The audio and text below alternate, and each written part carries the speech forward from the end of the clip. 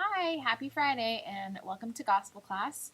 Today we're going to work on your prayer services for the retreat. So each year during the retreat, we put you guys into groups and you create a prayer service. So you will work on the prayer services during Gospel Class and during religion class, probably like the week before you go on retreat. So I'm going to explain to you the handout that you have, and it's going to guide you through creating your prayer service while you're in groups. Okay, so why don't we go? So take out your handout. It should be say time for prayer. In your task, you will be designing and facilitating a prayer service to share with our class at retreat.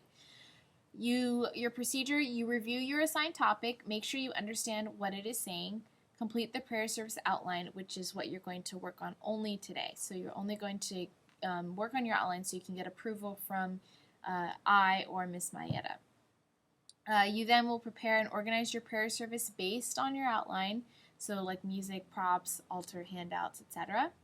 You will then facilitate your prayer service at the assigned time at retreat, and also encourage your classmates to participate in other people's prayer services. So here are the requirements. You must facilitate or lead the prayer service. You must use appropriate music, so you can use Christian music, you can use old music, you can use current music, as long as it's appropriate in terms of language, content, it's all relevant to your prayer service and to the retreat. You also must involve your classmates in a structured manner, so it can't be a free-for-all. There has to be some point to your activity. It shouldn't just be like, let's just play a game. There should be actual steps to it to give directions, etc.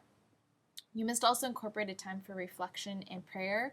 So you're going to have a journal prompt for all your classmates to complete, and that's when you will play your music. So it's kind of like a quiet, relaxing time to reflect on your prayer service. And then you also must have a prepared altar, which relates to your service, like poster, candles, that type of stuff. So kind of think about what people do for example, First Friday Masses or for Stations of the Cross. There's a poster, sometimes there's people with signs, that type of stuff, and that's what you'll have at your altar.